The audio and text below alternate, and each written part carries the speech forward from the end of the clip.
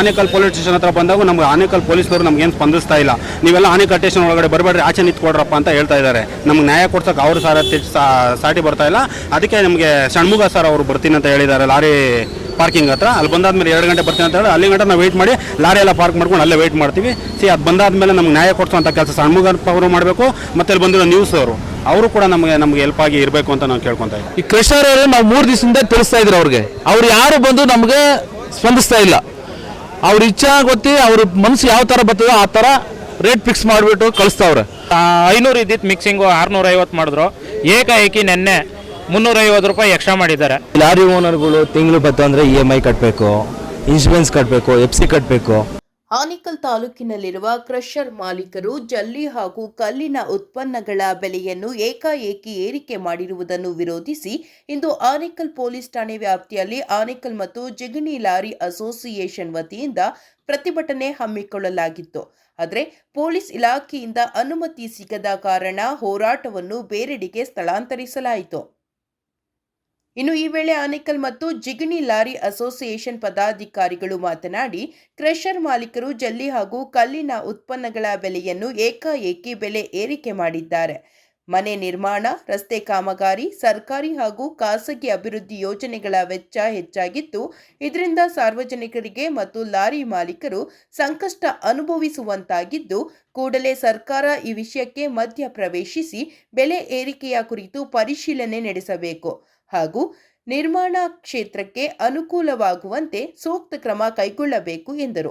ನಮಗೆ ನ್ಯಾಯ ಸಿಗುವವರೆಗೆ ಲಾರಿಗಳ ಸಂಚಾರವನ್ನು ಸಂಪೂರ್ಣವಾಗಿ ಬಂದ್ ಮಾಡಲಾಗುವುದು ಎಂದು ಎಚ್ಚರಿಕೆ ನೀಡಿದರು. ನಾವು ಲಾರಿ ಮಾಲೀಕರು ಇಲ್ಲೆಲ್ಲ ಬಂದಿರೋರೆಲ್ಲ ಲಾರಿ ಮಾಲೀಕರುಗಳು. ಈ ಕ್ರಷರ್ ಅವರು ನಾವು 3 ದಿವಸದಿಂದ ತಿಳಿಸ್ತಾ ಇದ್ರು ಅವ್ರಿಗೆ, ಅವ್ರು ಯಾರು ಬಂದು ನಮಗೆ ಸ್ಪಂದಿಸ್ತಾ ಇಲ್ಲ. ಅವ್ರ ಇಚ್ಛಾ ಗೊತ್ತಿ ಅವ್ರ ಮನಸ್ಸು ಯಾವ ಥರ ಬರ್ತದೋ ಆ ಥರ ರೇಟ್ ಫಿಕ್ಸ್ ಮಾಡಿಬಿಟ್ಟು ಕಳಿಸ್ತಾವ್ರೆ. 600 ರೂಪಾಯಿ 300 ರೂಪಾಯಿ ಇದ್ದಿದ್ದು ಇವತ್ತು 1500 ರೂಪಾಯಿ 1600 ರೂಪಾಯಿ 1000 ರೂಪಾಯಿ ಮಿನಿಮಮ್ ರೇಟ್ ಫಿಕ್ಸ್ ಮಾಡವ್ರೆ. 20 mm 1000 ರೂಪಾಯಿ 12 mm 1000 ರೂಪಾಯಿ ಎಲ್ಲ ರೇಟ್ಗಳೆಲ್ಲ ಜಾಸ್ತಿ ಮಾಡಿಬಿಟ್ಟಾರೆ. ನಾವು ಇವಾಗ ತಗೊಂಡೋಗಿ ಪಾರ್ಟಿಗೆ ಕೊಡಬೇಕಾದ್ರೆ 50 ರೂಪಾಯಿ ಜಾಸ್ತಿ ಆದ್ರೂ ಕೊಡಲ್ಲ. ಇನ್ನು 500 ರೂಪಾಯಿ 1000 ರೂಪಾಯಿ ಆದರೂ ಕೊಡ್ತಾರಾ? ಕೊಡಲ್ಲ. ಅದರಿಂದ ಅಲ್ಲಿ ನಾವು ಮುಷ್ಕರ ಮಾಡೋಕೆ ಹೋಗಿದ್ರೆ ಅದರಿಂದ ನಮ್ಮ ಪೊಲೀಸ್ ಡಿಪಾರ್ಟ್ಮೆಂಟರು ಇಲ್ಲಿ ಬೇಡ ಸರ್ ಪರ್ಮಿಷನ್ ತಗೊಂಡು ಮಾಡ್ರಿ ಅಂತ ಹೇಳಿದ್ರು.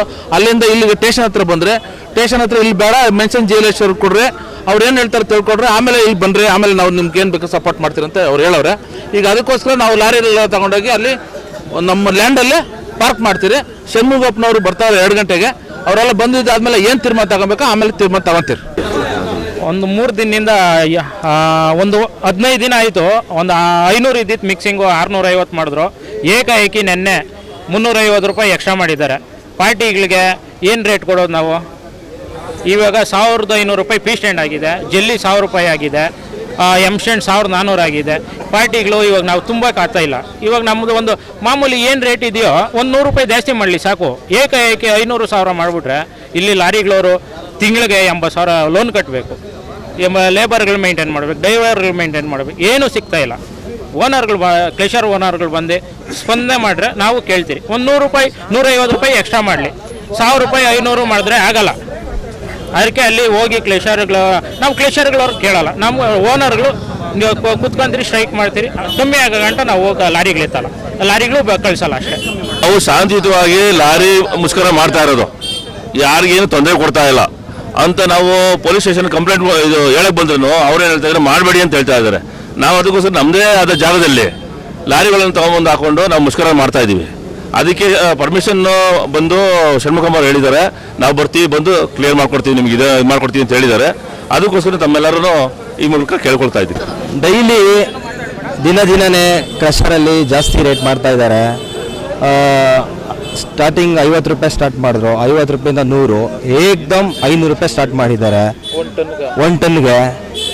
ನಮ್ಮಲ್ಲಿ ಲಾರಿ ಓನರ್ಗಳು ತಿಂಗಳು ಬತ್ತು ಅಂದರೆ EMI ಕಟ್ಟಬೇಕು, ಇನ್ಶೂರೆನ್ಸ್ ಕಟ್ಟಬೇಕು, FC ಕಟ್ಟಬೇಕು. ಇಲ್ಲಿ ಏಕೈಕ ಇಲ್ಲಿ ಲಾರಿ ತೊಂದರೆ ಆಗ್ತಾಯಿದೆ. ನಮಗೆ ಏನಾಗ್ತಾಯಿದೆ ಅಂದರೆ ಇಲ್ಲಿ ದೊಡ್ಡೇರಿ ಕಡೆ ಚಂದ್ರಪ್ಪ ಸರ್ಕಲ್ ಕಡೆ ರೇಟ್ ಫಿಕ್ಸ್ ಆಗಿದೆ, ಅಲ್ಲಿ ಅಶ್ವಾಸನ್ ಕಡೆಯಿಂದ ರೇಟ್ ಫಿಕ್ಸ್ ಆಗಿದೆ. ಇಲ್ಲಿ ಕೂಗಿದ್ರಂತ ಮೀಟಿಂಗ್ಗೆ, ಇವ್ರು ಯಾರು ಮೀಟಿಂಗ್ ಅಟೆಂಡ್ ಮಾಡಿಲ್ಲ. ರೇಟು ಇವರೇ ಜಾಸ್ತಿ ಮಾಡ್ತಾ ಇದ್ದಾರೆ. ನಮಗೆ ಲಾರಿಯವರಿಗೆ ತುಂಬ ಅನ್ಯಾಯ ಆಗ್ತಾಯಿದೆ.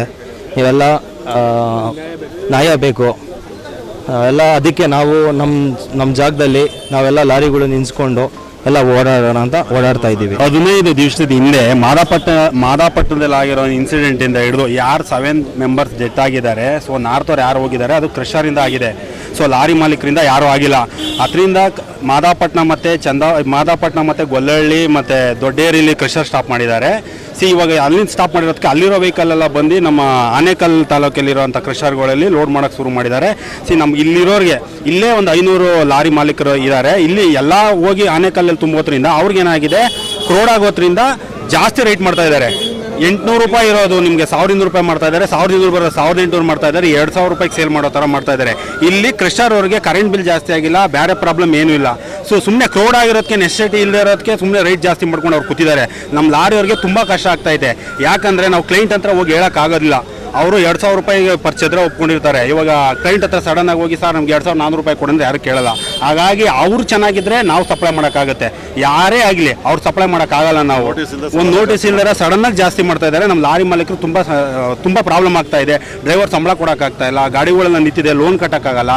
ಇವಾಗ ಆಲ್ರೆಡಿ 2 ತಿಂಗಳಾಗಿದೆ, ಯಾವುದೂ ಸಾಲ್ವ್ ಆಗ್ತಾ ಇಲ್ಲ. ಯಾರು ಬಂದು ನಮ್ಮನ್ನು ಕೇಳ್ತಾ ಇಲ್ಲ, ನೀವು ಯಾಕಪ್ಪ ಇಷ್ಟೊಂದು ಜಾಸ್ತಿ ಆಗಿದೆ ಅಂತ. ಅದಕ್ಕೆ ನಾವು ಲಾರಿ ಮಾಲೀಕರೇ ಒಂದು ಸಂಘ ಮಾಡ್ಕೊಂಡು ಹೊಸದಾಗಿ ಹೋಗಿ ಆನೇಕಲ್ ಹತ್ರ ಹೋಗಿ ನಾವು ಸ್ಟೇಕ್ ಮಾಡೋಣ ಅಂತ ಇದ್ದೀವಿ. ಯಾರಿಗೂ ಸಾರ್ವಜನಿಕರು ನಾವು ತೊಂದರೆ ಕೊಡ್ತಾ ಇಲ್ಲ.